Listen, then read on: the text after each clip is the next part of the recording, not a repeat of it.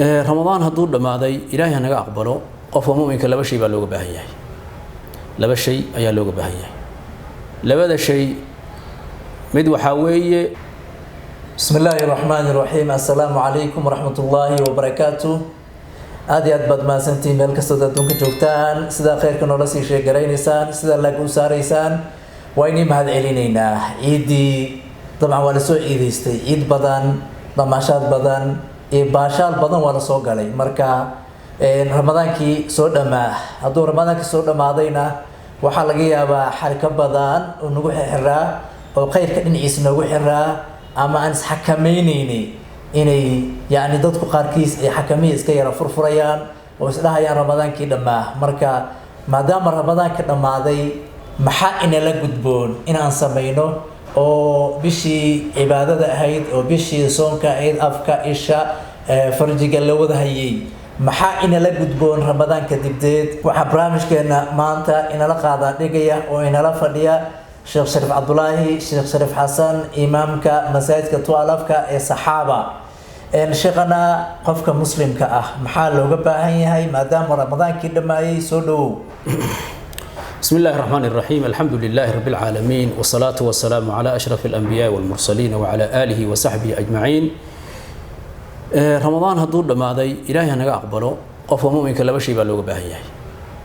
laba shay ayaa looga baahan yahay labada shay mid waxa weeye ilaahay oo u weydiisto inuu ka aqbalo rabbi subhanahu wa ta'ala cibaadadiisa dhamaadkeeda wixii ka dambeeyo muuminka muslimka arrimihiisa waxa ugu muhiimsan waxa weeye ilaahay oo ka aqbalo inma yataqabbalu Allahu min almuttaqiin aqbalka ilaahay oo qofka uu helo maxaa yeelay wixii inta uu ku soo daalay hadana la aqbalin oo dib lagu soo celi wax faa'iido leeyihiin mara koow shayga uu horeeyo la doorayo qofku waxa weeye horta inuu ka fikiro qabuul amalka markuu ilaahay ka aqbalo khayr leeyahay ama wax uu yahay hadii kale wax uu kugu filan yahay malaha ilaahay subhanahu wa ta'ala markii muuminiinta uu sifaynayay ka hadlayay wuxuu yiri walladina yutuna ma ataw wa qulubuhum wajilatun annahum ila rabbihim raji'un ulaika yusari'una fil khayrati wa hum la sabiqun fi surati almu'minun ilaahay wuxuu leeyahay kuwa bixinayo yu'dun la iimaanayo oo bixinayo wixii ilaahay uu siiyay iyadoo qulubtooda ay cabsanayso kuwa way kuwa muuminiinta oo rabbi ka soo hadlayay subhanahu markuu ka soo hadlayay sifadaas uu sheegay muuminiin buu ka soo hadlayay ma ogtahay wuxuu yiri walladina yutuna ma ataw qulubuhum wajila wa kuwa bixinayo ee si gudanayo wixii rabbi uu siiyay iyadoo qulubtooda ay cabsanayso macnuhu waa maxay waxa uu aan qulubtooda u cabsanaysaa annahum ila rabbihim raji'un maxay yeelay rabbigooda u noqonayaan siidatina Aisha aayada hadda waxa dadka qaar waxa loo qaadan karaa يعني waxay ka cabsanayaan wixii ay la yimaadeen fawaaxishta ahayd ee macaasida ahayd ay la yimaadeen bay ka cabsanayaan marka ay gudanayaan wixii rabbi uu siiyay wixii rabbi uu siiyo ama cibaado ah uu waafajiyay bay la imanayaan ama wixii rabbi uu siiyay oo khayr adduunyo bay si sadaqaysanayaan markaas hadana cabsanayaan maxay yeelay ilaahay ba u noqonayaan oo maxay u cabsanayaan macaasidi ay la yimaadeen bay ka cabsanayaan in khayrkan ay la yimaadeen waxba dartii uu la tari waayo deetana la ciqaabo macnuhu saama sayyidatina Aisha radiyallahu ta'ala ayaa rasuulka weydiisay waxay tahay ya rasuulallah qoliyahan aayada ay ka waramayso ma kuwii zinaystay ba ee khamrada cabi jiray ee wax hadayay biya kuwan ay aayada ka hadlayso markaasuu nabigu la ya ibnata siddiq ina siddiqti ahayday طبعا سيدنا ابو بكر الصديق وي رسول كان وشيغيو سدا ما اهبو waxa weeye buu yiri aayada waxay ka hadlayso kuwa khayrka la iimaanayo ee ka cabsanayo inuu si ilaahay ka aqbalin khayrka ay la yimaadeen muuminka waxa lagu yaqaana inuu khayrkii la yimaado isagoo hadana cabsi ay ku dheehan tahay sayyidina Hasan al-Basri radiyallahu anhu ayaa aayada ka hadlayay wuxuu yiri wa kuwa ya'malun al-birra shayga birriga ayay la iimaanayaan oo ku amal falayaan oo la iimaanayaan wahum yakhafuna alla yunjihum dhalika min adab rabbihim khayrka bay la iimaanayaan iyagoo ka cabsanayo khayrka ay la yimaadeen inuu san ka badbaadinin adabki rabbi مؤمن كوحو لبا شيء بو جمعستي منافق لبا شيء بو جمعسنيا مؤمن لبا شيء با اسكو تagto waxa weeye عمل الخير انه خير لا يماده احسان او لا يماده iyo hadana khashiya oo cabsanaya isagoo la yimid khayr ayuu sii baqaya hadana cabsanaya munaafiqna waxa weeye isaa dambi iyo macaasib la imanaya iyo aamin noqosh hadana uu ayna in cabsi ku jirino ya فلا يأمن مكر الله إلا القوم الخاسرون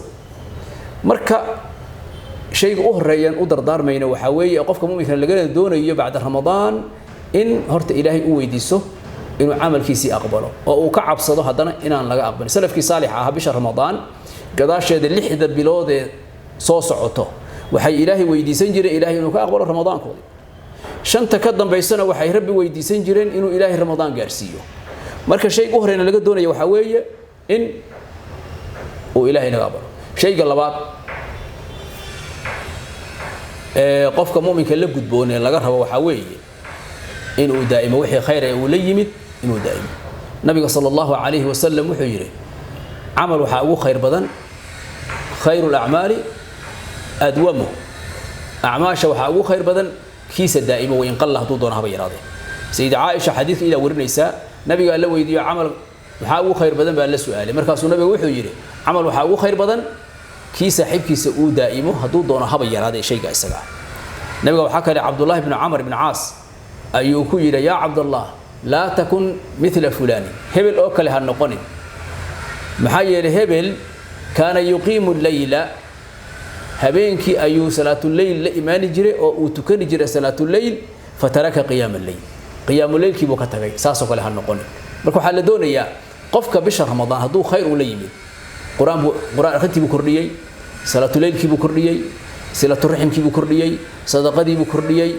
sharki iyo wixii xumaa oo la iska dhaafo ayuu kordhiyay bisha ramadaan oo khayr buu bisha ramadaan qofka aan caadi u ahayn buu la yimid soo ma aha ramadaan haduu dhamaado waxaad isku daydaa khayrkii isaga ahaa ee bisha ramadaan aad la iimaanaysay ee ilaahay ku waafajiyay inaad halkiisii ka sii wado maxay yeelay waxa la yiraahdaa ramadaan wuu tagi soo ma laakiin wuu soo noqon doona adigu laakiin hadda waxa laga yaabaa inaad tagto hadaa tagtid soo noqoni maysid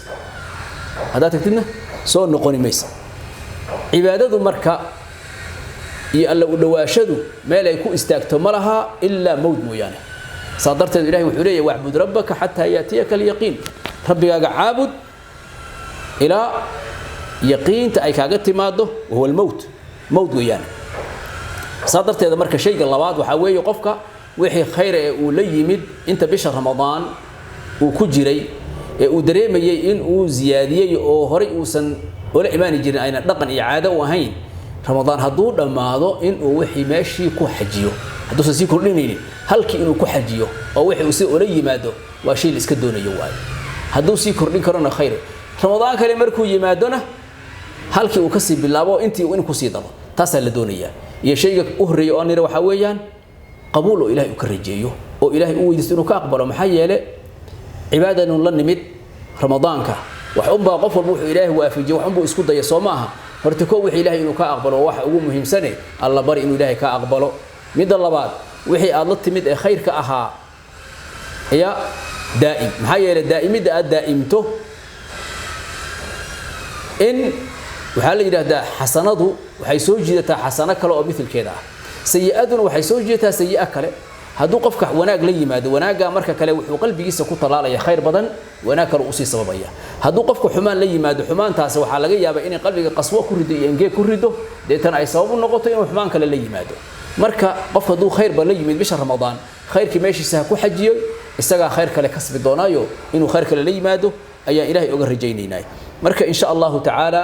labada aynu isleenahay bisha ramadaan haday dhamaatay mu'minka waa laga doonaya waa labadaas acmaashiisa ilaahay qabuul u weydiisto iyo wixii uu la yimid oo halkii uu ku xajiyo weeyaan وبالله التوفيق والسلام عليكم ورحمة الله وبركاته. انتاس ايان جعلاني ان كسو كوبنو انكو امهد علينا شيخنا شيخ شريف عبد الله شيخ شريف حسن وبرامجكنا انغلا قيب غلي انونا قادا دغي سي وعن او وافي انا انوغو بلبلاريي